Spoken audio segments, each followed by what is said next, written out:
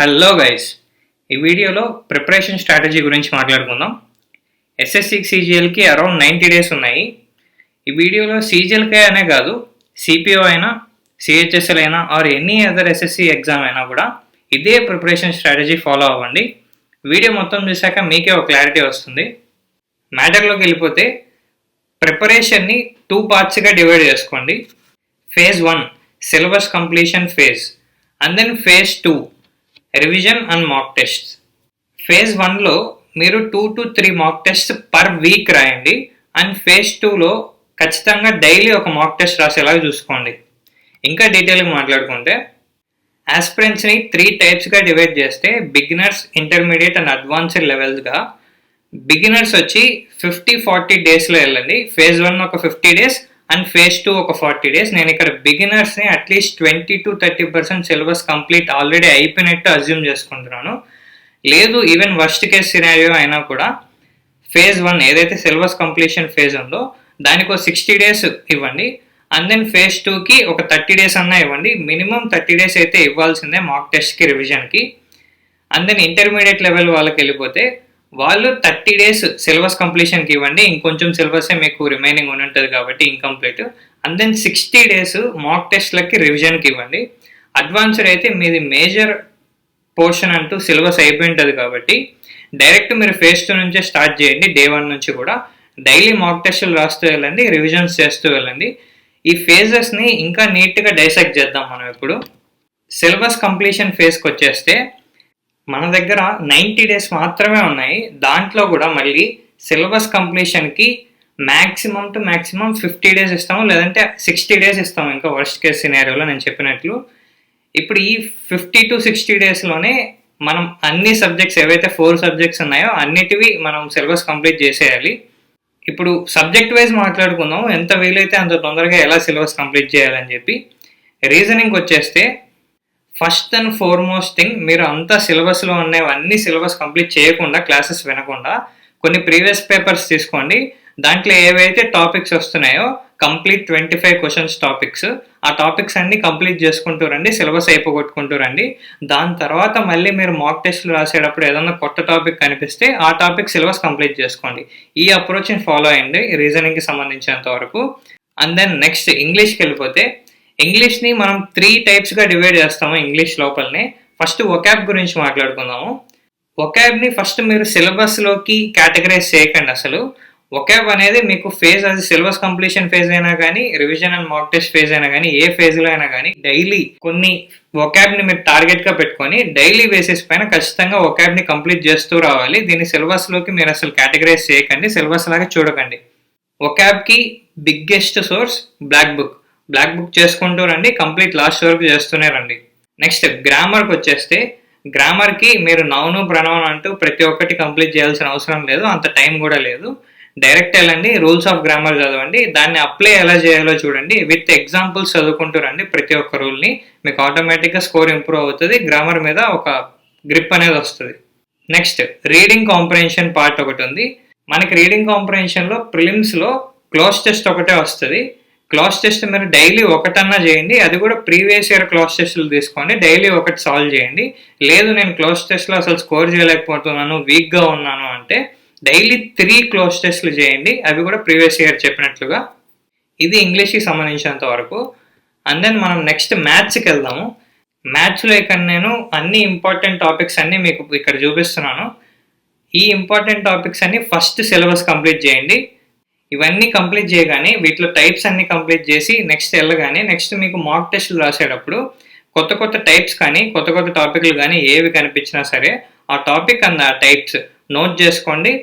And ఏదైనా కొత్త topic ఉందంటే ఆ టాపిక్ని వెళ్ళి సిలబస్ కంప్లీట్ చేసుకోండి, ఆ టాపిక్ని నీట్గా రివైజ్ చేసుకొని ప్రాక్టీస్ చేసుకొని రండి. మళ్ళీ ఇది మ్యాథ్స్కి ఇలా అప్రోచ్ అవ్వండి. మ్యాథ్స్కి, జీకేకి కొంచెం మ్యాథ్స్ లాగే కానీ మ్యాథ్స్ లాగా కొంచెం కాదు, అది ఎలానో నేను చెప్తాను.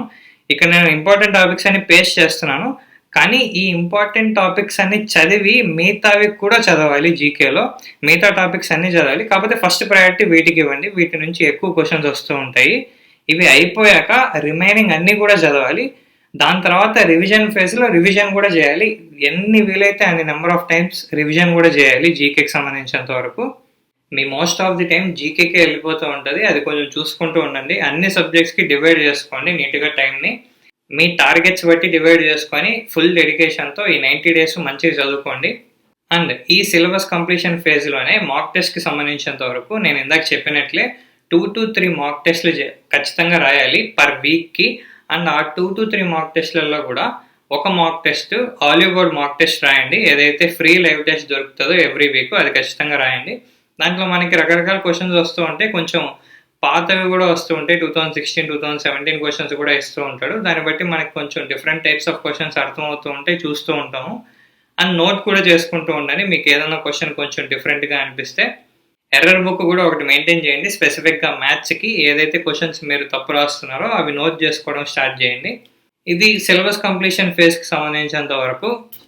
అండ్ దెన్ మనం రివిజన్ అండ్ మాక్ టెస్ట్ ఫేజ్కి వచ్చేస్తే ఈ ఫేజ్కి మాత్రం మనం వీలైనంత టైం ఇచ్చేలాగా చూసుకోవాలి. బిగినర్స్కి నేను మినిమం 40 to 30 డేస్ అన్నాను, కానీ ఎంత వీలైతే అన్ని డేస్ ఇస్తే అంత బెటరు. ఎందుకంటే మనం సిలబస్ కంప్లీషన్ ఫేజ్లో ఓన్లీ సిలబస్ కంప్లీట్ చేయాలని ఉంటాం, కానీ అది అప్లికేషన్ ఎలాగా ఆ కాన్సెప్ట్లు నేర్చుకున్న కాన్సెప్ట్లు ఏవైతే ఉన్నాయో దాన్ని ఎట్లా అప్లై చేయాలో ఈ టైంలోనే తెలుస్తుంది, ఈ ఫేజ్లోనే బాగా అర్థమవుతుంది. ఎందుకంటే డైలీ మాక్ టెస్ట్ రాస్తాము అండ్ దెన్ దాని అనాలిసిస్ కూడా ఆ రోజే చేసుకుంటూ ఉంటాము. So day on day improvements తెలిస్తే డే ఆన్ డే మనం ఖచ్చితంగా ఏదో ఒకటి నేర్చుకుంటూ ముందరికి వెళ్తాము. నేను మీకు ఎగ్జాంపుల్ ఇస్తాను. లైక్ ఈ ఫేజ్లో ఒక డే అనేది ఎలా అరేంజ్ చేసుకోవాలో. మనం డే స్టార్ట్ అవ్వగానే ఏదో ఒక టాపిక్ తీసుకొని దాన్ని రివిజన్ చేయాలనుకోవాలి. లైక్ ఎగ్జాంపుల్గా ఇప్పుడు ఏన్షియంట్ హిస్టరీ ఉంది, ఈరోజు నేను ఏన్షియంట్ హిస్టరీ మొత్తం రివిజన్ చేస్తాను అని అనుకోవాలి.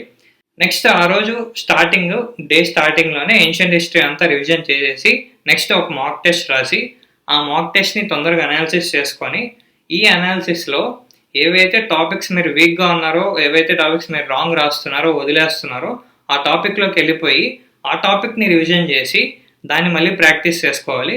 ఇంకా మీకు టైం మిగిలితే ఖచ్చితంగా సెక్షనల్స్ రాయండి.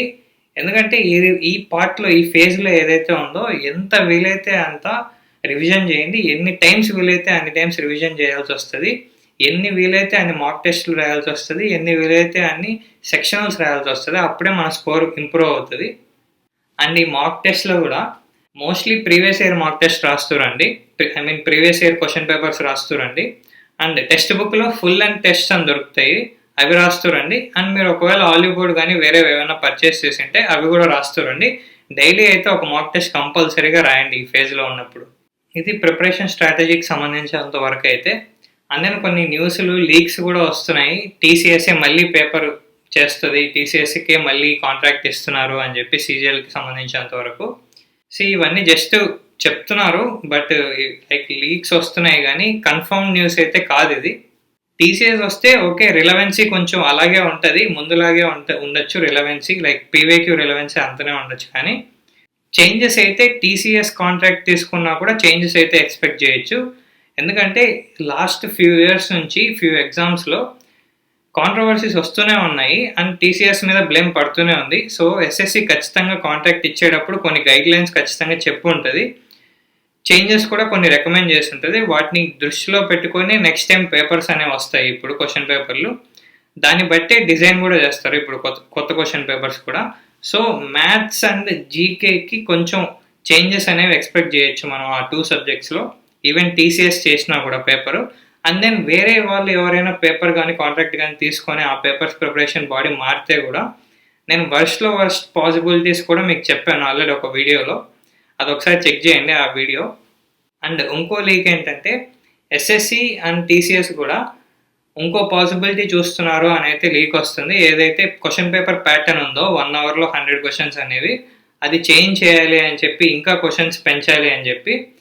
కన్ఫర్మ్ న్యూస్ అయితే కాదు, కన్ఫర్మ్ న్యూస్ అయితే ఏదీ లేదు, ఇంకా రాలేదు. నోటిఫికేషన్ వచ్చినప్పుడు మనకు అన్ని కన్ఫర్మ్ న్యూస్ వస్తాయి. సో ఇవన్నీ పెద్ద పట్టించుకోకుండా మీ ప్రిపరేషన్లో మీరు ఫోకస్ చేయండి, మీ ప్రాసెస్ మీద మీరు ట్రస్ట్ చేసి దాంట్లో ఫోకస్ చేస్తూ వెళ్ళిపోండి. నోటిఫికేషన్ వచ్చినాక ప్రతి ఒక్క దానికి నీట్గా క్లారిటీ వస్తుంది, అప్పుడు మనం మాట్లాడుకుందాం. And that's it. ఈ వీడియోకి ఇంతే. Thanks for watching.